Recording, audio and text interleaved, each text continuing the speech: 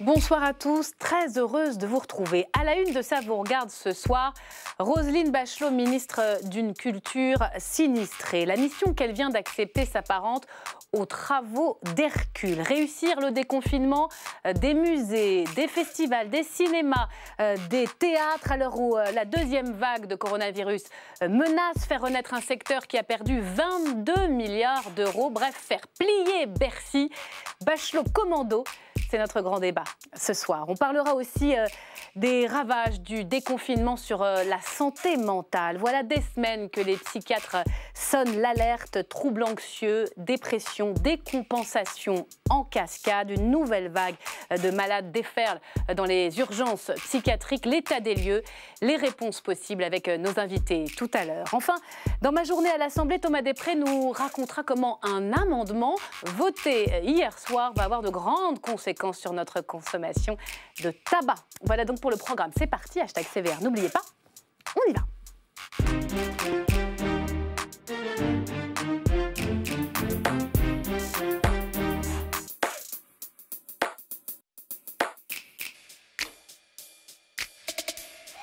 Et bienvenue à vous, chers téléspectateurs. Merci d'avoir choisi LCP. Il y a certaines formules que peu de politiques peuvent se permettre. Moi, ministre de la Culture, j'aime bien ça, moi, ministre de la Culture. Non, je ne suis pas mégalomane. Elle est heureuse, Roselyne Bachelot, et ça s'entendait ce matin sur France Inter. Malgré l'ampleur de sa tâche, peut-elle relever un monde de la culture à genoux? On en parle ce soir avec vous, Frédérique Dumas. Bonsoir. Bonsoir. Merci d'être là. Vous êtes députée Liberté et Territoire des Hauts-de-Seine et productrice de cinéma de profession. Bonsoir, Christophe Barbier. Bonsoir. Ravi de vous accueillir. Vous êtes bien sûr éditorialiste à l'Express et à BFM TV. Et puis comédien. C'est aussi pour cela que vous êtes là ce soir. Vous étiez jusqu'au 17 mars sur les planches du théâtre de Poche Montparnasse avec 2 spectacles. Et puis depuis, évidemment, plus rien. Mais vous allez revenir avec un ancien succès, dites-nous en 2 mots. On fait 2 choses. On fait au Théâtre Montparnasse la reprise du dialogue entre Léon Blum et Georges Mandel, l'un de nous deux, la pièce de Jean-Noël Jeanneney. Ouais. Et puis au Théâtre de Poche, on va faire aussi début septembre le grand théâtre de l'épidémie. Parce que les épidémies dans l'histoire du théâtre, c'est très important, de Édipe à aujourd'hui, en passant par l'état de siège de Camus ou Roméo et Juliette. Roméo et Juliette, il y a la peste pendant Roméo et Juliette, on l'oublie toujours. Vous allez nous dire comment vous préparez tout cela avant de remonter sur les planches. Bienvenue sur ce plateau, François Missonnier. Bonsoir. Merci d'être là. Vous êtes le fondateur et directeur du festival de musique Europavox, c'est à Clermont-Ferrand, qui aurait dû avoir lieu il y a 2 semaines, si je ne dis pas de bêtises. Absolument. Et qui a été annulé. Et vous avez aussi fondé Rock en scène. Vous nous direz évidemment comment vous traversez cette période très difficile. Je vous donne la parole dans un instant, mais si j'ai bien compris, Bachelot est attendu comme le Messie. Stéphane Blakowski, tout de suite. Bonsoir mesdames, bonsoir messieurs. Bonsoir Stéphane. Ah bah ça rigole bien là.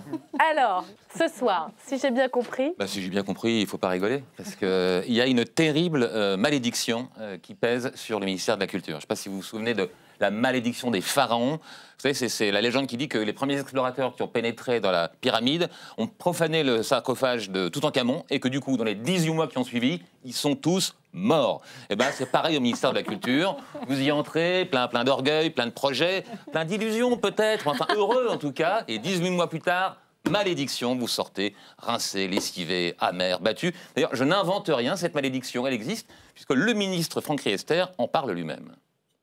Sans doute n'ai-je pas tout réussi, et en premier lieu de conjurer la malédiction de voir le titulaire de ce ministère changer tous les 18 mois.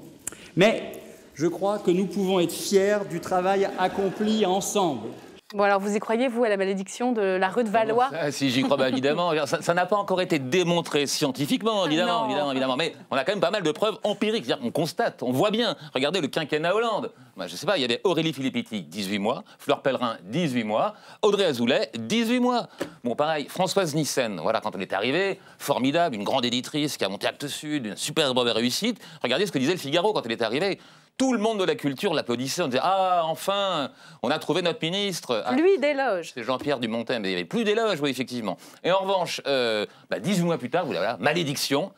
Ça, c'était la pluie d'éloges. Et malédiction, 18 mois plus tard, qu'est-ce qui se passe? Le même journal Le Figaro fait le bilan et dit quoi? 1 an et demi de raté au ministère de la Culture. Vous voyez, ça ne rigole pas, cette malédiction. Donc Franck Riester a lui aussi succombé à la malédiction. Et il ne pouvait rien faire, le pauvre. Il n'a pas démérité, pourtant, parce qu'on disait Nyssen, elle n'est pas du tout politique. C'est bien beau, la société civile. Riester, c'est un vrai politique. Il s'était pas mal débrouillé sur les arbitrages. Souvenez-vous, à un moment, Darmanin, qui alors, lui est redoutable, il voulait supprimer la redevance. Bon, ben voilà, Franck Riester, il a résisté, finalement, elle a été maintenue. Canal+ ne voulait plus financer le cinéma français, ils ont quitté la table de négociation. Là encore, Riester est intervenu, il a remis tout le monde autour de la table. Et puis, même dans l'assurance chômage, à un moment, le régime des intermittents devait être examiné par les partenaires sociaux. Et l'IB s'inquiétait. L'IB s'inquiète souvent pour les intermittents, mais il s'inquiétait encore une fois. Et bien là encore, Riester a résisté, vous voyez. Et pourtant, elle a quand même frappé la malédiction, finalement. Et pour ça, vous n'y croyez pas, j'arrive même pas à comprendre votre point de vue, parce que devinez, quand l'épidémie s'est abattue sur la France, quel est le Premier ministre qui, au gouvernement, a chopé le Covid? Je vois venir. Évidemment, Franck Riester, 15 jours au lit, 42 fièvres. Donc il a vraiment, il a été secoué vraiment par la maladie. Puis alors quand il en est sorti, tant mieux. Hein. Mais en revanche, la culture, elle, là, après avec l'épidémie, elle est carrément à l'agonie. Il y a plus de spectacles, on ne sait pas quand est-ce que ça va reprendre. Et puis je veux dire, il y a un signe qui ne trompe pas avec la malédiction. Ça, il faut le savoir, le regarder. C'est quand le vieux pharaon, Jack Lang, sort de son sarcophage. Vous voyez? Et là, c'est jamais bon signe. Et qui commence à dire, il faut tout changer dans la culture, pour commencer le ministre. Puis les artistes, vous les connaissez, c'est des enfants. Hein. Et, ils veulent des bonbons, puis dès qu'ils n'en ont plus, ils deviennent ingrats.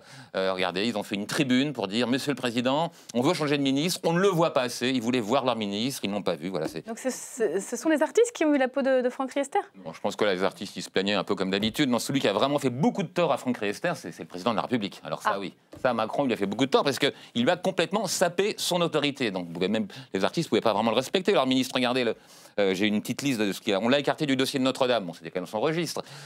Pour ce qui est du président le président de l'Opéra de Paris, on a attendu longtemps. C'est Macron qui l'a nommé. Le CNC, Macron, Paris, il est intervenu. Le Palais de Tokyo, encore Macron. Alors, ben, le dernier coup de pied de l'âne, c'est le Puy du Fou. De Villiers qui a droit à un passe-droit. Franck Riester, qu'est-ce que vous voulez qu'il dise aux artistes? Donc, je vous montre une petite séquence. Allez. Macron fait un discours et on voit l'attitude de Riester à côté. Donc, je parle par-dessus le président. Pas très important, mais regardez bien comment se comporte Riester. On voit qu'il n'est pas du genre à tenir tête à Macron. Regardez, il opine du bonnet tout le temps. Il fait des petits gestes. Oui, allez, président. Et puis, pour faire le bon élève, immédiatement, il s'empare de son stylo. Il dit, tiens, je vais peut-être le noter, ça. Allez, hop. Et il prend des notes. Non. Il y a un moment, on voit bien qu'il a l'attitude du bon élève et qu'il ne tiendra pas tête au président sur les dossiers qui comptent, alors que peut-être qu'avec Roselyne Bachelot, on a quelqu'un qui a un très fort caractère et qui saura peut-être tenir tête au président Macron. On va se poser la question, peut-être, Christophe Barbier. C'est Macron qui a tué Riester ou c'est la malédiction des pharaons? Oui, c'est un peu Macron. Pas seulement par cette initiative à la fin où il a pris la main, mais aussi parce qu'il n'y a pas de grand ministre de la Culture sans grande vision culturelle de la part du président. On est quand même dans le pays de Louis XIV. François Mitterrand, il avait une vision, ça donnait les grands travaux. Jacques Chirac, c'était plus flottant, mais il y avait au moins les arts premiers, ça a donné le musée du Quai Branly. François Hollande et Nicolas Sarkozy, il n'y a pas de vision. Et donc, il n'y a pas de grands souvenirs de grands ministres de la Culture. Emmanuel Macron, il y avait le pass culture, attention. Emmanuel Macron, il y avait le pass culture, mais surtout, il y avait comme candidat un goût affirmé pour la culture, la littérature, le théâtre, il allait au spectacle, il parlait philosophie. On se disait, tiens, enfin, on va retrouver derrière ce discours culturel, cet appétit pour la culture, une vision et une politique culturelle. Et puis, ça a fait flop. Alors, sans doute a-t-il eu d'autres choses à faire, avec des dossiers beaucoup plus graves, mais on attend encore pour l'instant la grande vision et la grande politique culturelle d'Emmanuel Macron. Vous pensez que Roselyne Bachelot peut lui apporter cette grande vision? Pourquoi l'a-t-il choisi à ce moment-là? Je pense qu'il l'a choisi pour deux raisons. D'abord, pour réconforter les artistes et réparer la culture après l'épidémie. Elle a les outils techniques, elle a la maîtrise, non seulement des dossiers, mais aussi de toute la machine de l'État, parce qu'elle a été souvent ministre. Puis la deuxième raison, elle est politique. Elle lui apporte cette droite chiraco-séguiniste, puis filloniste, sur laquelle il n'avait pas encore mis la main. Et là, sur ce territoire de l'électorat, où déjà avec Philippe de Villiers, il grignotait peut-être des bons sentiments, il va avoir avec Roselyne Bachelot une rabatteuse de voix. Tout pour éviter qu'un candidat de droite dangereux puisse surgir en 2022. Puis les artistes se plaignaient du manque de visibilité de Riester. Là, on a choisi une ministre extrêmement visible. Voilà. Personnalité charismatique. Les plus colorés, là, mais elle est vraiment très visible, très. Vous dites très enfin quelqu'un qui a à la fois du poids politique, qui connaît l'État et qui est assez charismatique, populaire. On le voit encore dans les enquêtes. C'est bienvenu ce choix? Alors, je vais répondre à cette question, mais je vais quand même aller d'abord dans le sens de Christophe Barbier. Je pense totalement ce qu'il a dit. Moi, j'étais députée En Marche. Hein. J'ai quitté après 1 an et demi, juste avant les Gilets jaunes, juste entre Hulot et Collomb. Pourquoi? Parce qu'effectivement, il n'y avait aucune vision. Je l'ai dit à ce moment-là. J'ai dit, il y a un vide abyssal en matière de politique culturelle. Après, moi aussi, j'avais fait partie de ceux qui avaient cru à Françoise Nyssen avec, j'allais dire, le symbole éducation culturelle et culture le de livre, proximité etc. sur les pas du tout territoires. la bonne personne. Et franchement, on est arrivé en plus avec des problèmes d'exemplarité qui étaient quand même assez importants, avec la réglementation du patrimoine qui était absolument pas respectée, ni un conflit avec le livre, etc. Bachelot aujourd'hui. Donc effectivement, je suis partie s'il n'y avait pas de politique culturelle. Et que la politique culturelle, on va y venir, se décide à l'Élysée et par Alexis Collère. Donc, je pense que c'est compliqué d'être ministre de la Culture d'Emmanuel Macron de toute façon. Je pense que c'est un choix plutôt politique, exactement. C'est un choix d'un électorat, c'est un choix de la popularité aussi, parce que c'est quelqu'un de populaire. Que les marges de manœuvre n'existent absolument pas. Ruth Valois, c'est le secrétaire général de l'Élysée qui décide de tous les arbitrages. Tous les dossiers, spécialement de la culture. Il a une passion culture qui fait... Audiovisuel. Il a la main sur l'audiovisuel et la culture. Moi, c'était quand même mes sujets. Donc, sur l'audiovisuel, par exemple, je devais avoir une mission avec l'accord, il y avait l'accord du président, il y avait l'accord du Premier ministre, il y avait l'accord, et effectivement ça a été bloqué par Alexis Collère, qui m'a expliqué que effectivement il pensait qu'il fallait d'abord qu'il dise ce qu'il fallait faire et ensuite on verrait. Ça veut dire par exemple, c'est aujourd'hui, si Roselyne Bachelot veut un secrétaire d'État ou plusieurs, par exemple à l'audiovisuel, vous pensez que ça se décidera forcément chez Alexis Collère? Alors, moi j'ai une théorie sur ce secrétaire d'État à l'audiovisuel. D'abord pour vous dire que par exemple, c'est un exemple très précis. Quand Françoise Nyssen fait sa conférence de presse sur l'audiovisuel public le 5 juin 2018, on est avec le Premier ministre, on est censé annoncer pas grand-chose, plutôt une concertation sur les offres. Un coup de téléphone du secrétaire général, Alexis Collère, pendant qu'on est en petit déjeuner, on n'est pas au courant, et qui demande qui un coup de fil à Édouard Philippe et à la ministre de la Culture, et qui dit c'est pas très moderne notre truc, qui confond d'abord les enfants et les jeunes, et qui demande la bascule de France 4 sur le numérique, tout numérique. Ça a été décidé comme ça. On est sorti, on a appris ça, une décision de dernière minute, sans discussion, et France 4 est supprimée de cette manière-là. Vous voyez ? Alors on va voir ce qui va atterrir finalement, puisque les choses ont un peu bougé avec la crise sanitaire. Oui, bien sûr. Mais ce que je veux dire, c'est la décision est prise de cette manière-là, et on doit tous l'accepter, alors qu'on est censé ouvrir une concertation sur les offres. Alors si ça se passe comme ça, Roselyne Bachelot, vous pensez qu'elle va faire sa place ? Et donc alors je reviens sur le secrétariat d'État. Et après, le secrétariat d'État, normalement, il va y en avoir un. Vous avez raison. Mais non pas parce que, comme vous l'avez vu, il n'y en a jamais eu. Et la ministre ou le ministre est ministre de la Culture. On ne dit pas audiovisuel ou communication, parce que je pense qu'effectivement c'est traité ailleurs par le secrétaire général. Pourquoi il va y en avoir un aujourd'hui ? Pas parce qu'on voulait qu'il y en ait un, mais parce qu'il y a une forme de conflit d'intérêts, parce que la ministre ne peut pas vraiment s'occuper d'audiovisuel, puisque elle a été chroniqueuse sur LCI, et qu'il peut y avoir un sujet. Et donc, effectivement, le sujet d'un secrétariat d'État va se poser pour ces raisons-là. Mais sinon, c'est pas quelque chose qui était voulu. Donc, pour revenir à Roselyne Bachelot, moi, je pense que... Alors là, j'allais dire, je la soutiens parce que je pense qu'effectivement, la culture étant sinistrée, on n'a absolument pas besoin, en tout cas, moi... Aujourd'hui, je n'ai pas du tout envie de dire des choses polémiques, désagréables par rapport à ce... Parce que quand on regarde les professionnels de la culture, pour l'instant, ça n'est que des éloges. Tout le monde salue son arrivée pour le moment. Est-ce que c'est ce que vous pensez? Si je regarde, par exemple, on peut prendre Olivier Py, directeur du Festival d'Avignon. C'est une lionne, une battante, une femme de conviction qui connaît la technocratie dure. Il va falloir se battre avec les technocrates de Bercy qui ne sont pas passionnés par l'art. Vous êtes sur cette ligne-là aussi vivement qu'elle se mette au travail. Moi, il serait difficile de doucher. Alors, l'enthousiasme, le mot est peut-être un peu fort, mais la confiance qu'en tant qu'entrepreneur, je place en elle aujourd'hui, parce que ça serait terrible de débuter le chantier avec le travail qui est en face de nous, qui est absolument colossal et sur lequel elle ni personne autour d'elle n'a le droit d'échouer.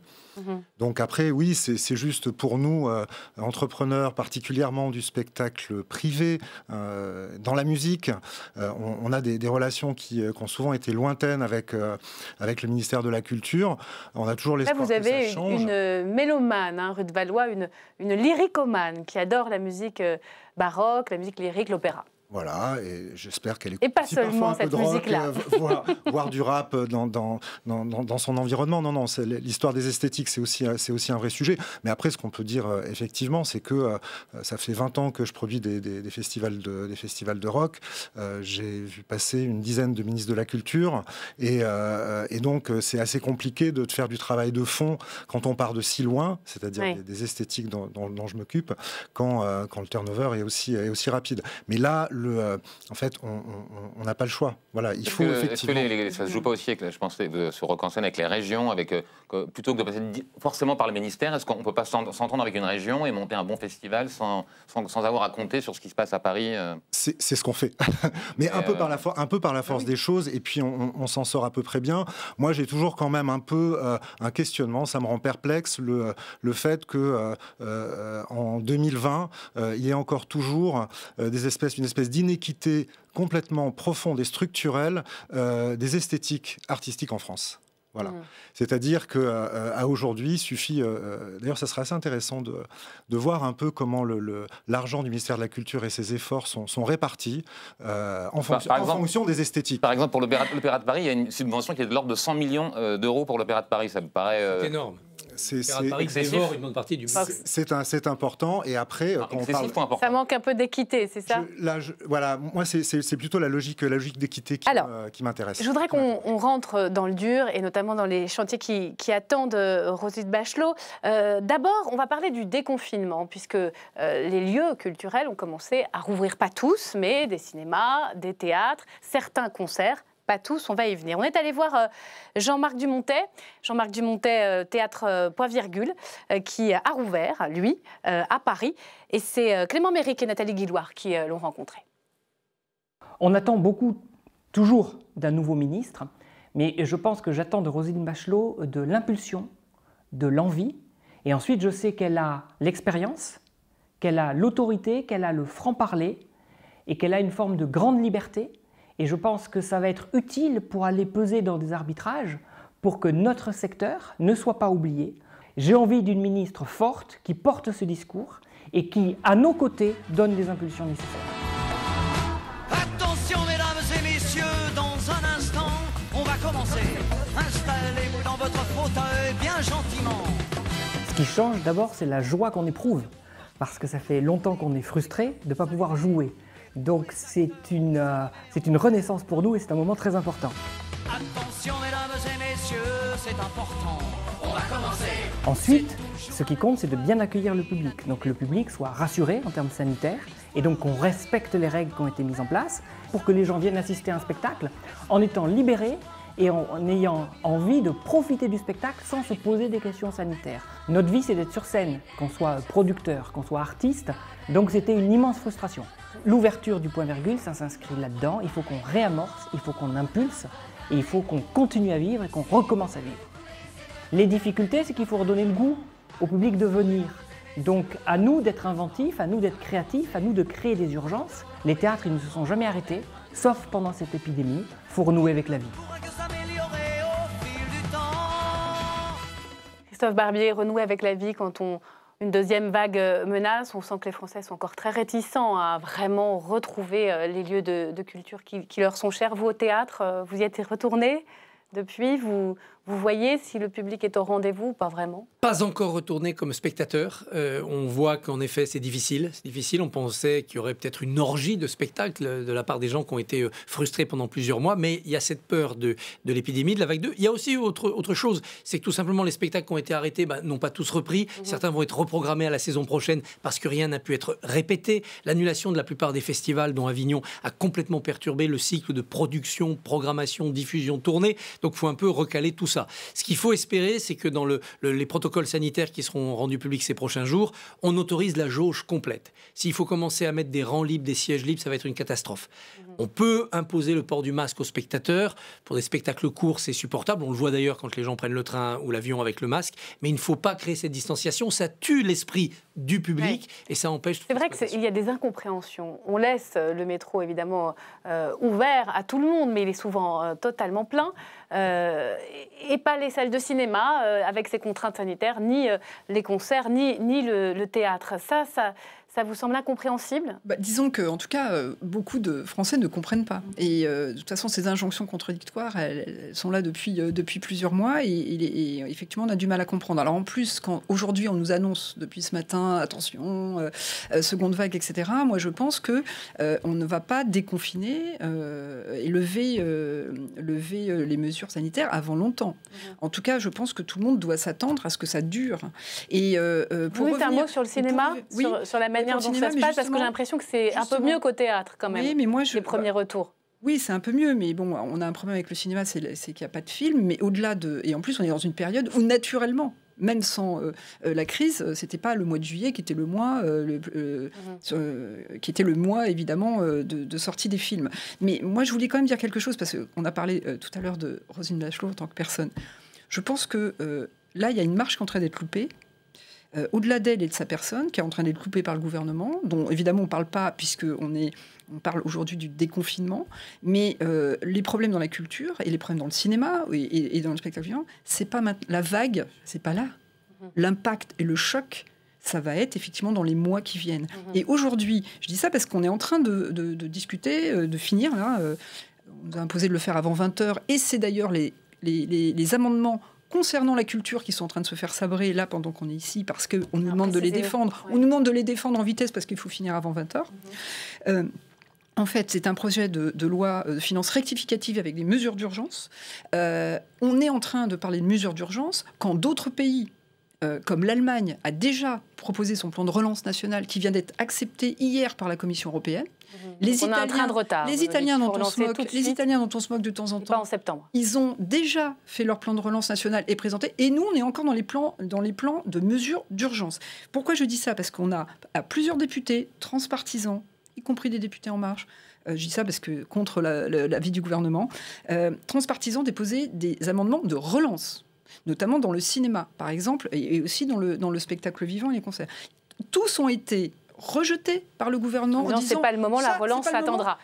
C'est à l'automne. Mais c'est gravissime, parce qu'on est devant la vague. Si on ne donne pas aujourd'hui les moyens, j'allais dire, aux employeurs, aux producteurs, à ceux qui donnent de l'emploi et qui font la meilleure manière de répondre à l'urgence, c'est l'activité. Je veux dire, au problème, c'est l'activité. C'est pas de prendre des mesures d'urgence. François Missonnier, je vais vous donner la parole tout de suite parce que vous allez nous dire ce que vous attendez et si vous êtes d'accord avec Frédéric Dumas. Mais je vais tout de suite, on va faire un point sur l'impact de cette crise économique sur les secteurs de la culture avec vous, Raphaël Legendre. Bonsoir, journaliste économique à l'Opinion et chroniqueur dans cette émission. Où on en est en ce moment, là, maintenant? Est-ce qu'on peut mesurer l'ampleur des dégâts? Oui, alors il y a une étude qui vient d'être menée effectivement par le ministère de la Culture. Alors d'abord, il faut expliquer que le secteur de la culture est un secteur important pour l'économie française. C'est près de 100 milliards d'euros de production marchande et 47 milliards d'euros de valeur ajoutée.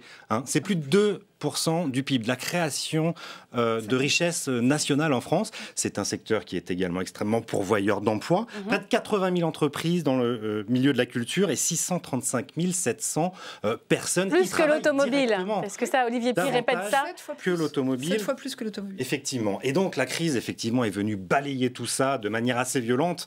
Cette étude qui a été commandée par le ministère de la Culture estime que le chiffre d'affaires global du secteur de la culture devrait baisser en moyenne de près de 25%, un quart du chiffre d'affaires sabré. Mais vous avez des secteurs qui vont beaucoup plus souffrir que cette moyenne. Les plus touchés, c'est le spectacle vivant, bien sûr, moins 72% du chiffre d'affaires, le patrimoine, moins 36%, les arts visuels, moins 31%, l'architecture, moins 28%.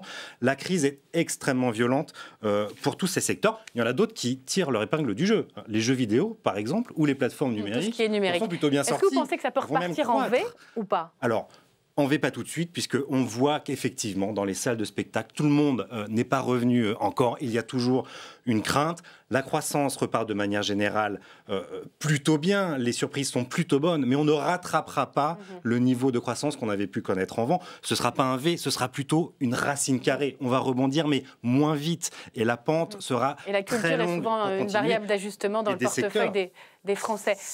François Missonnier, quand vous entendez ce tableau-là, cet état des lieux, vous vous dites quoi? Il y a moyen, au fond, d'obtenir encore quelque chose ou on va souffrir souffrir et pour longtemps. Non, mais alors c'est une nécessité d'obtenir encore quelque chose, mais il va falloir effectivement s'en donner les moyens. Il va falloir instaurer un dialogue qui n'existe pas non plus forcément de manière complètement optimale aujourd'hui. On parlait des règles sur le déconfinement. Aujourd'hui, les règles qui sont imposées aux salles de concert, elles sont complètement irréalistes. Voilà, c'est une personne 4 mètres carrés contre, dans les conditions habituelles, 3 personnes par mètre carré. C'est une jauge divisée par 12. Donc on est à la fois sur le vécu du spectacle, dans des choses qui n'ont rien à voir avec ce qu'on... C'est pas faisable pour vous. Et économiquement, c'est absolument pas faisable.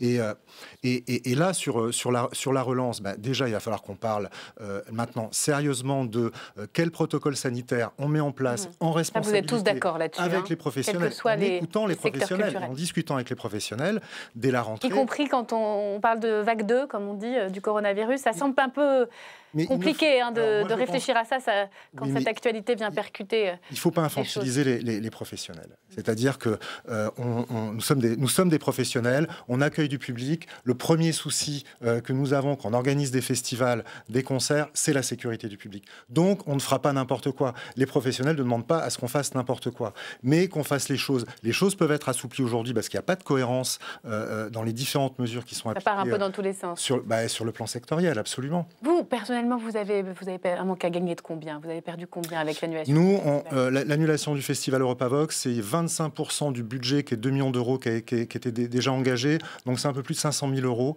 qui avaient de pertes engagées irrécupérables. Parce que bien irrécupérables? Parce qu'il y a eu des aides. Il y a des aides de l'État. Il y a 5 milliards qui ont été mis sur la table. Vous, qu'est-ce que vous avez perçu comme aide? Il y a du chômage partiel Les aides de l'État, c'est 50 millions aujourd'hui. Voilà, d'euros. Le chômage partiel, donc pour une partie. L'issue à aujourd'hui pour les projets comme le mien, et il y avait une remarque sur le soutien des collectivités locales tout à l'heure, c'est le maintien des subventions. Donc là, il y a eu un premier mouvement de la part des collectivités, villes, régions, qui a été plutôt dans la solidarité. Il ne faut pas que ça s'arrête. Donc il faut qu'il y ait un maintien à l'identique des subventions. Ça sera la seule façon pour les structures comme les miennes de pas. Mais pour vous, il y aura de la perte sèche, c'est sûr. Ah, moi, il y aura de la perte sèche, c'est sûr et certain. Mais il faut quand même préciser que 5 milliards, on passe très rapidement comme ça. 5 milliards, c'est une somme colossal. Il y a quand même un véritable effort budgétaire. Sans compter la prolongation du statut des intermittents pour une année. Oui. Frédéric Dumas. Oui, mais justement, ces milliards dont on parle, c'est savoir est-ce qu'ils sont bien utilisés au bon endroit. Là, je dis juste qu'on est en train de colmater au lieu de relancer. Et le vrai problème qu'on va avoir, donc c'est bien de colmater, mais par exemple, on dit c'est pratiquement 1 milliard pour les intermittents. Oui. Évidemment que c'est très bien, mais ce qui serait encore mieux, c'est qu'ils puissent travailler. Donc, en gros, c'est l'activité qui permet et un intermittent par essence. En plus, évidemment, tout le monde tombe sur les intermittents en disant ils ont plein d'argent, parce qu'on leur propose d'être payés à ne pas travailler. Mais ce qu'ils veulent, eux, c'est travailler. Donc, c'est relancer l'activité. Et c'est ce que je voulais dire de vraiment important, c'est que aujourd'hui, il y a un problème de jauge dans les salles de spectacle, dans les salles de cinéma et autres, et dans les concerts. Donc, il y a déjà un problème d'amortissement des coûts. Mais, en gros, ce qu'on oublie, c'est que dans quelques mois, il n'y aura plus d'offres. C'est-à-dire que même si, imaginons que dans quelques mois, tout redevient, qu'on peut revenir dans les salles, mais s'il n'y a plus les films... Alors, hier, moi, j'avais un dîner, justement, co-président un dîner sur le sujet de l'audiovisuel. Il y avait tous les acteurs du secteur, mais même de Canal+, à Orange, à OCS, en parlant des chaînes télé. Et à un moment donné, il y aura pas les films. Alors, Netflix qui était là, Netflix, ils ont dit, ils ont repris tous les tournages, et eux, ça va y aller à fond. Mais il y aura un risque. Écrans. Pour comprendre, en gros, les blockbusters américains ont décidé de faire des sorties coordonnées mondiales et retiennent pour l'instant leur distribution. C'est ça? Ce qui explique qu'il n'y ait pas de nouveauté. Non, je vous parle... C'est les tournages qui sont bloqués. Il y a deux choses. Là, je vous parle évidemment de la production française, parce que, je veux dire, l'emploi de la production américaine, c'est tant mieux pour eux, mais et tant mieux pour le spectateur. Mais quand vous parlez d'une pénurie d'offres en salle... Parce que les films, si vous ne pouvez pas tourner les films, et si les financeurs ne sont pas soutenus, c'est-à-dire le producteur, l'employeur, parce qu'aujourd'hui, on ne lui permet... Je vous donne un exemple. Crédit d'impôt. On a déposé tout à l'heure un crédit d'impôt qui s'est fait rejeter. Il y a un crédit d'impôt cinéma qui est dû en fonction des dépenses qu'on fait en France. Évidemment, comme il n'y a pas eu de tournage, évidemment, le crédit d'impôt n'est pas perçu. N'est pas perçu. Donc, ce qu'on a proposé, on a dit, puisqu'il n'a pas été perçu, à enveloppe constante, puisqu'il aurait dû être perçu, est-ce que vous pouvez augmenter le plafond c'est-à-dire le montant par film, pour pouvoir relancer, pour que le producteur puisse se relancer. Inciter à retourner, à réinvestir dans le cinéma. Il est ravi d'avoir fonds de garantie pour le tournage, mais il préfère ne pas l'utiliser, parce que fonds de garantie, ça veut dire qu'il a dû interrompre son tournage. Donc c'est pas ce qu'ils souhaitent. Si on interrompt le tournage, il n'y a pas de film. Donc on leur dit de redonner un peu d'argent aux producteurs pour qu'ils puissent produire, pour que dans un an, quand son film sortira, parce que s'il n'y a plus de films à sortir, eh ben on aura les blockbusters américains qui, eux, vont... D'ailleurs, a priori, beaucoup d'Américains vont venir tourner pour les prochains, plutôt en Europe, ils disent, dans les pays... safe, puisqu'il y a eu moins de crise sanitaire, en Roumanie et autres. Donc moi, je vous parle de la production future. Les blockbusters américains qui sont tournés, ils vont tous arriver en automne. Donc, ce que vous nous dites, en gros, il va y avoir un encombrement dans les salles, on prend il n'y a plus de place pour le film français. Si on ne prend pas les bonnes décisions, il va y avoir beaucoup de morts sur la route de la culture. Est-ce qu'on peut essayer de comprendre de quoi l'avenir sera fait? Est-ce qu'il y a des scénarios qui se dessinent? Il y a une bulle d'inactivité. Il y a une bulle aussi de rupture de créativité. Voilà, si le marché repart, il repartira avec les plus puissants en position de force. Et en effet, pour le cinéma, les blockbusters américains, plusieurs très grosses affiches se sont déplacées à l'automne. Donc ça risque d'achever, d'étouffer les petites créations en termes de puissance économique que sont les créations françaises, alors qu'elles sont très puissantes en inventivité, en créativité artistique. Donc c'est ça l'enjeu. Et ça, c'est une des tâches pour Roselyne Bachelot. C'est faire en sorte qu'on écarte peut-être les mâchoires de cet étau pour que, non seulement financièrement, économiquement, mais artistiquement, esthétiquement, il y ait de nouveau une place. François Missionnier. Et les deux sont liés. En complément des chiffres que vous citiez tout à l'heure, sur le spectacle vivant privé, c'est 2,4 milliards donc de pertes et 51% des entreprises qui sont menacées de faillite. Très directement, parce qu'on est sur un tissu qui n'est pas subventionné, Exactement. Qui dépend de la billetterie qui s'est arrêtée, qui n'est pas encore repartie, et avec des TPE, PME qui maillent le territoire, qui font vivre aussi beaucoup de gens, mais qui sont extrêmement fragiles, puisque le taux de marge est proche de zéro, voire légèrement négatif. Ça veut dire que les artistes vont devoir être moins payés ? Ils vont devoir revoir un peu à la baisse leurs prétentions. Je parle des plus célèbres. C'est déjà le cas dans les théâtres, et pas que pour les plus célèbres. C'est sûr que toutes les économies se réduisent. On réduit le nombre d'acteurs sur scène, donc on choisit des pièces à petite distribution, et il y a une pression sur les cachets. Il y a moyen de relancer cette machine ou pas ? C'est l'ensemble de l'économie qui s'est contractée. C'est-à-dire que là, on parle de la culture. Ce que vous dites là sur la culture est vrai sur l'ensemble des secteurs de l'économie. Il faut s'attendre à la rentrée à des vagues de licenciements très importantes. On estime que 10 000 entreprises supplémentaires devraient faire défaut à la rentrée. Donc c'est quelque chose qu'on a sur l'ensemble de l'économie. Et la culture, qui par essence est un secteur déjà beaucoup aidé et dont la rentabilité n'est effectivement pas toujours très forte, sera forcément impactée par cette crise. La clé de la relance, ce sera très certainement de détendre ces contraintes de barrières sanitaires qui empêchent aujourd'hui les consommateurs, les téléspectateurs, et Frédéric Dumas, d'aller au spectacle. Alors, il y a les barrières sanitaires, évidemment, elles sont centrales, mais et le tout numérique, au fond ? Numériser totalement le monde de la culture. Est-ce qu'ils ne sont pas là, les gisements d'emploi ? Je vous pose la question. Non, mais en fait, moi, c'est une des raisons pour lesquelles, d'ailleurs, j'ai quitté le groupe En Marche et que je me suis opposée à ce gouvernement qui est passé, qui était le tout numérique. Je veux dire, il faut absolument qu'on garde les deux piliers. C'est-à-dire que, moi, alors à chaque fois, je prends comme exemple, par exemple, Canal+ et Leclerc. Il faut du linéaire. Qui est un peu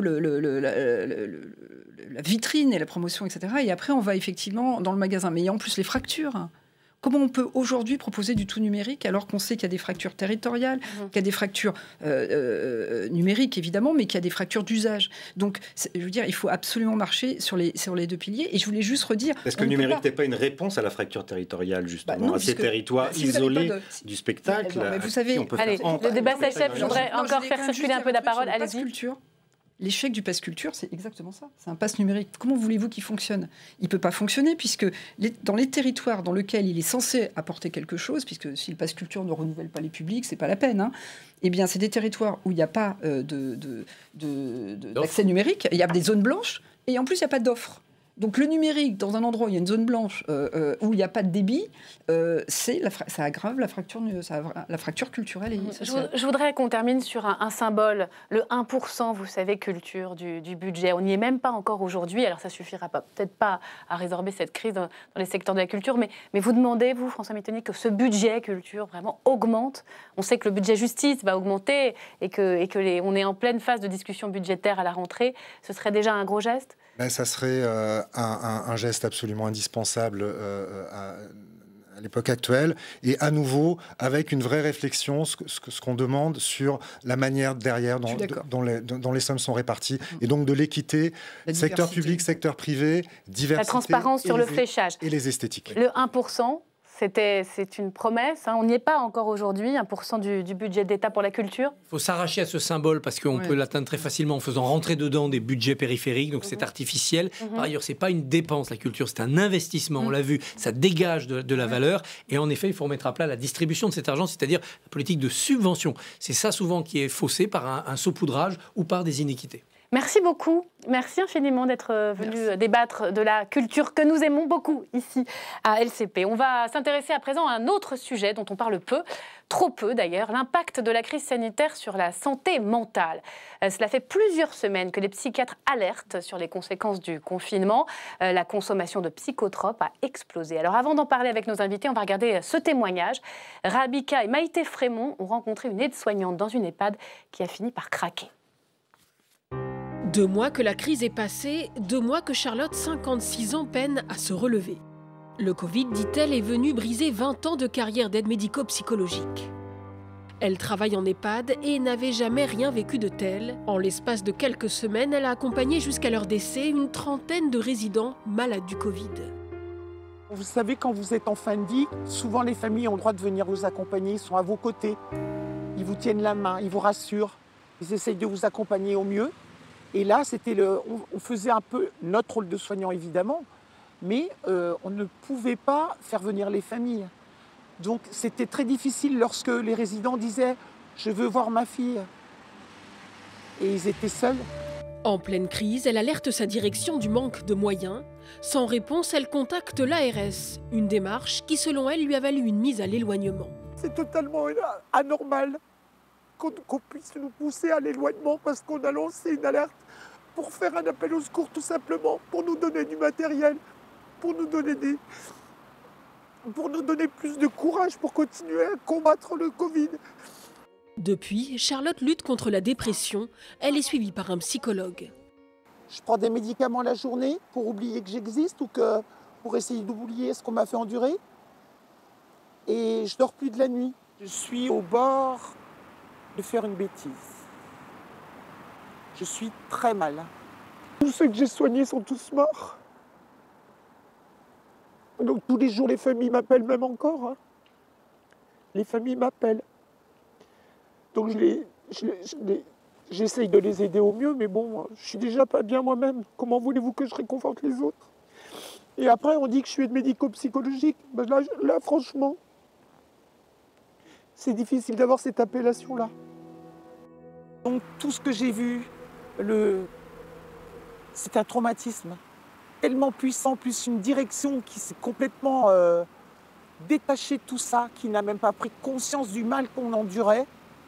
Je suis écœurée de mon travail et je suis surtout très perturbée, très inquiète de mon avenir. Je me demande ce que je vais devenir si je vais m'en relever.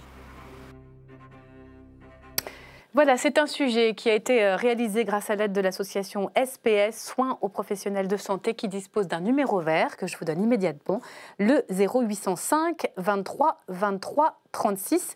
C'est un appel gratuit et c'est un appel 24 heures sur 24 possible. Bonsoir Adeline Hazan. Bonsoir. Merci d'être avec nous. Vous êtes la contrôleure générale des lieux privatifs de liberté, de privation de liberté. En général, on pense à la prison, mais il n'y a pas que la prison. Il y a aussi les hôpitaux psychiatriques. Vous allez nous en parler puisque vous faites des visites inopinées, des visites surprises dans ces lieux-là. Et vous allez nous expliquer ce que vous avez découvert. Bienvenue à vous Marion Le Boyer.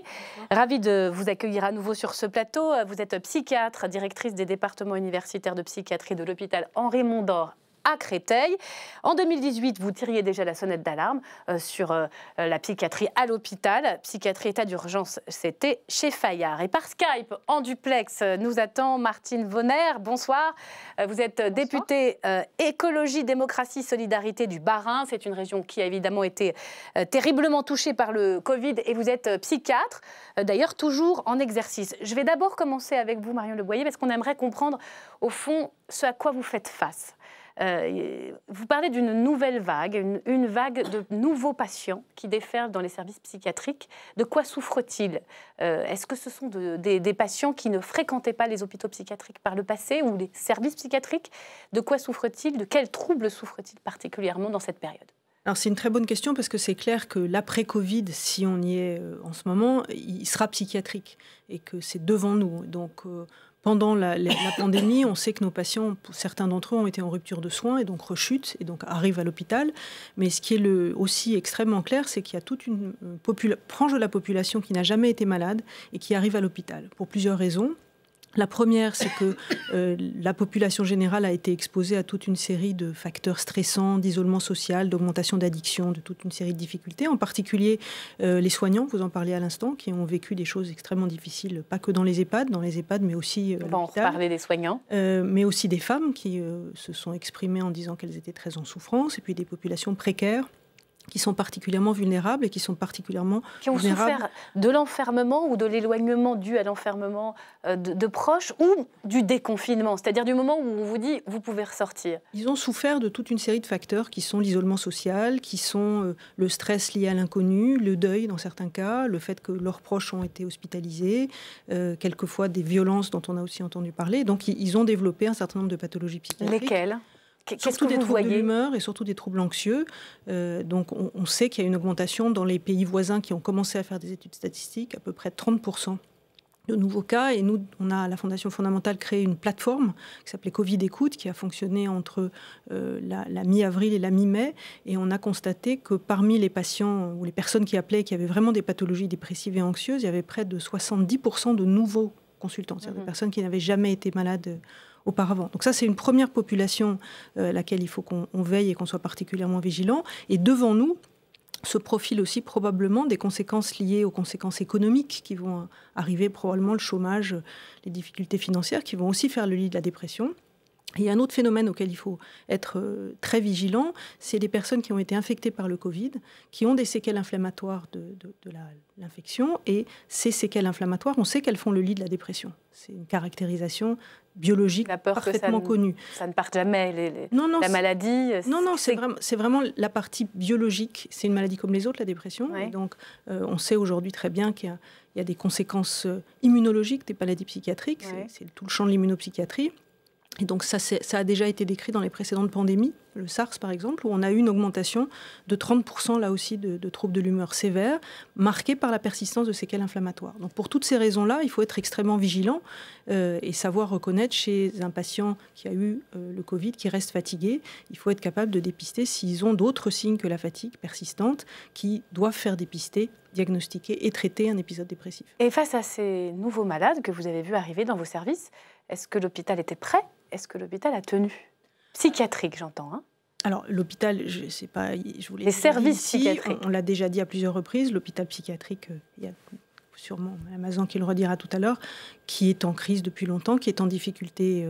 Et bien sûr, quand il y a une crise comme ça, les difficultés augmentent encore plus. Ce qu'on peut dire de façon très claire, c'est que pendant la pandémie, on a tenu, on a rappelé toutes les files actives de patients, les CMP ont travaillé énormément, on a développé des innovations. Ça a été aussi quelque chose de positif, finalement, cette crise, parce que, par exemple, on réclame depuis des années d'avoir des téléconsultations. En quelques jours, ça a été là, et on a pu appeler nos patients et les garder en consultation, leur envoyer des ordonnances. Donc, le maintien de la prise en charge de nos files actives ont été là. Il y a eu d'autres innovations, comme ces plateformes dont je parlais à l'instant, qui ont permis d'améliorer l'accès, de faciliter l'accès aux soins. Donc, il y a toute une série de dispositifs qui ont été très performants et qui ont tenu. Et puis, il y a d'autres dispositifs innovants. Par exemple, on a, comme toutes les autres disciplines médicales, ouvert des unités spécifiques pour les patients atteints de maladies psychiatriques et de Covid. Et une des spécificités que moi, j'ai constatée avec beaucoup de plaisir, c'est que le cloisonnement dont on se plaint beaucoup entre médecins généralistes, entre psychiatres, entre pharmaciens, a sauté. Et donc, on a travaillé ensemble et on a pris en charge ensemble ces patients, ce qui est insuffisamment fait dans nos services habituellement. Alors, je voulais faire un état des lieux parce que vous êtes vraiment au cœur de ce qui se passe à l'hôpital. Je vais aller voir Martine Bonner parce que c'est un peu son cheval de bataille depuis déjà plusieurs mois, depuis d'ailleurs son élection à l'Assemblée. De quoi pouvez-vous témoigner? Parce que vous avez choisi de continuer à travailler. Qu'avez-vous vu, qu'avez-vous compris de ces conséquences psychiatriques du Covid dans votre région? Alors, c'est vrai que la région Grand Est a été une des régions les plus impactées. Et il y a eu, comme Marion le disait à l'instant, dans la région Grand Est, l'organisation d'une écoute tout à fait spécifique de 2 plateformes. Une écoute Covipsy 67, organisée d'ailleurs par le confrère Dominique Mastelli, qui coordonne habituellement la cellule d'urgence médico-psychologique. Donc une écoute en fait tenue par que des psychiatres, à laquelle j'ai participé, qui était au départ uniquement une écoute pour les soignants. Et votre interview introductif, le reportage que nous avons pu voir et cette aide-soignante, très clairement, les soignants ont été particulièrement mis à mal dans les 3 régions, Île-de-France, Hauts-de-France et Grand Est. Justement, qu'est-ce que vous disent les soignants? Parce qu'on se dit bêtement que si c'est trop insupportable, face à cette vague d'épidémie, le droit de retrait existe. C'est pas ce qui s'est passé dans les hôpitaux? Non, c'est pas du tout ce qui s'est passé. C'est-à-dire que les soignants n'ont pas hésité une seule seconde. Ils étaient, j'ai failli dire au front, je n'aime pas cette sémantique de la guerre. Ils faisaient leur travail avec énormément d'implication et ils n'ont jamais hésité, à part ceux qui y avait une situation particulière de grande fragilité. Mais la plupart des soignants étaient aux côtés des patients Covid. Sauf que, je vous le rappelle, la situation était catastrophique en matière de protection des soignants. Les soignants n'étaient au début absolument pas protégés, ils n'avaient pas de masque, ils n'avaient pas de surblouse. On a eu la chance, je ne vais pas du tout faire de la publicité pour le Crédit Mutuel, mais vous savez, ces rouleaux en plastique qu'on met habituellement sur les tables quand on fait des kermesses, c'est avec ces rouleaux-là que les soignants ont été protégés. Donc en fait, une situation extrêmement à risque. Rien qu'au CHU de Strasbourg, plus de 650 soignants ont été contaminés et avec, j'allais dire, la carence et l'insuffisance, parce qu'on a une situation où l'hôpital est très carencé, à la fois l'hôpital, j'allais dire médecine, chirurgie obstétrique, mais l'hôpital psychiatrique, et j'aimerais en dire un mot parce que c'était vraiment les oubliés de toutes les protections. Donc des soignants qui ont été extrêmement à risque. Et toute cette écoute qui s'est mise en place, on a pu entendre des choses, et j'aimerais dire à quel point Marion Leboyer a particulièrement raison quand elle dit que la crise sur le plan psychiatrique est devant nous. Oui, parce que nous entrons simplement dans une phase que je vais qualifier de psychotraumatisme, à la fois pour les citoyens et les citoyennes, peut-être aussi insister sur le fait que la communication et les messages qui étaient envoyés en permanence aux Françaises et aux Français étaient des messages de terreur. La Direction générale de la santé et M. Salomon, je le dis très clairement, en faisant de la communication tous les soirs à 19h, en donnant la comptabilisation des personnes qui avaient perdu la vie, a complètement terrorisé les Français et donc, les a infantilisés. Vous diriez qu'en gros, les pouvoirs publics, par les mots posés sur cette crise, je pense aux mots de guerre évidemment, d'un mot, ont contribué à créer des mots psychiques? Tout à fait. Il y a une forme de responsabilité? Il y a eu une responsabilité de l'État à la fois dans l'insuffisance de la protection des citoyens et des soignants en tout premier, et une responsabilité en matière de communication. Moi, je regarde facilement Outre-Rhin, puisque je suis une élue de l'Alsace, et j'ai pu constater comment en Allemagne tout cela s'est passé, et les messages adressés à la population étaient des messages de civisme, des messages de remerciement, et pas du tout la rassurant qui a pu être faite. Que les nôtres, peut-être. On a compris le message. Merci beaucoup, Martine Vonner. On va parler avec vous maintenant, Adeline Hazan, parce que c'est compliqué. Hein. Il y a des patients qui n'avaient jamais consulté des services psychiatriques, qui n'étaient pas forcément fragiles. Il y a ceux qui avaient des antécédents de fragilité. Et puis, il y avait ceux qui étaient hospitalisés au moment du Covid et qui se sont retrouvés confinés dans un espace qui est déjà clos, c'est l'enfermement dans l'enfermement. Qu'avez-vous découvert sur le traitement de ces patients dans ces hôpitaux psychiatriques particuliers? Alors, je précise que le contrôle général des lieux de privation de liberté, il est compétent pour vérifier que les droits fondamentaux des personnes dans les hôpitaux psychiatriques, comme dans d'autres lieux, sont respectés. Au moment où le confinement a été ordonné, nous avons décidé de continuer nos contrôles de façon téléphonique, mais je ne m'interdisais pas, et d'ailleurs j'ai été amenée à le faire, mais d'envisager de se déplacer malgré la crise si on avait le sentiment qu'il se passait des choses particulièrement graves. Alors, ce que nous avons constaté au tout début, et ça rejoint tout à fait ce que vient de dire Martine Vonner, c'est que justement, une fois de plus, l'hôpital psychiatrique, en crise comme l'hôpital général évidemment, mais l'hôpital psychiatrique a été le dernier servi, en fait le parent pauvre de la médecine et du service public. Pourquoi? Parce que justement, là, pendant au moins une semaine ou 10 jours, les psychiatres avec lesquels je m'entretenais et mes équipes s'entretenaient nous disaient que, ils n'avaient pas de recommandations du niveau national alors que ces recommandations arrivaient pour les hôpitaux généraux. 2, qu'ils n'avaient absolument pas ni de gel ni de masque et que quand ces masques arrivaient dans les groupements, disons, hospitaliers, pour pas faire trop technique, ils étaient servis en dernier après les médecins, les médecins somatiques. Donc déjà, ça c'est quelque chose qui est très choquant. Malgré tout, les psychiatres, les soignants se sont vraiment retroussés les manches et ont fait un travail remarquable. Pas partout, parce qu'à lire votre rapport, vous avez aussi découvert des choses sur le traitement des patients. Mais dans l'ensemble, il y a eu un travail remarquable. Il y a eu, bien sûr, des dérives. Et ces dérives, nous les avons constatées. Je suis allée moi-même à l'hôpital de Moisselles, dans le Val d'Oise, avec 3 contrôleurs collaborateurs.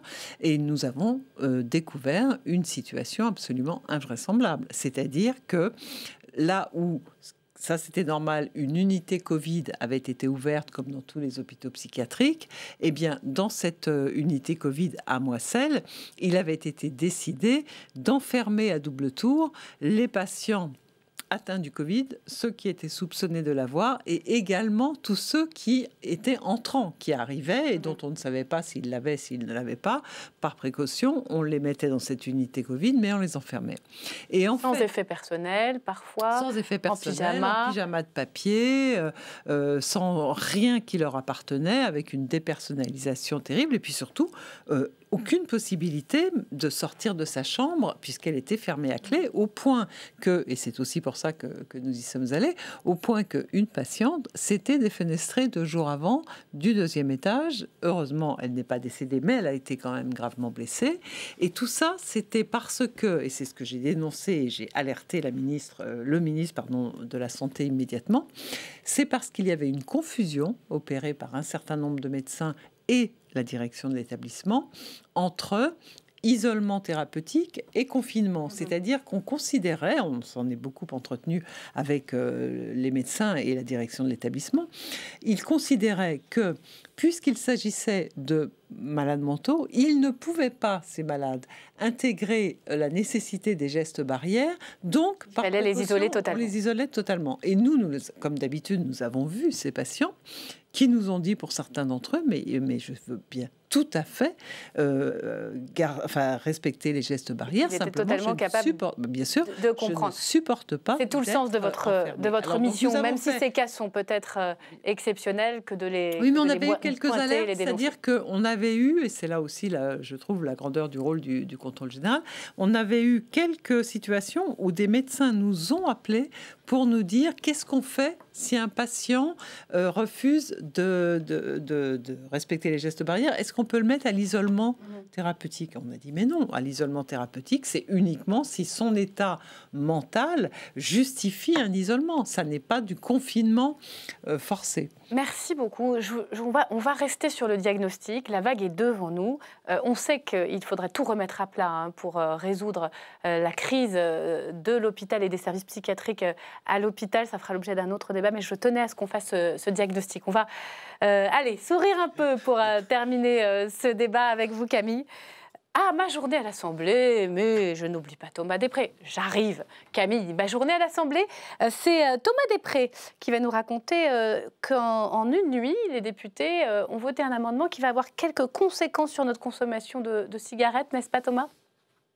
Oui, exactement, Myriam. Les députés examinent en ce moment dans l'hémicycle le projet de loi de finances rectificative pour l'année 2020 et ils ont adopté hier une disposition qui ne va pas ravir certains fumeurs. Je vous raconte.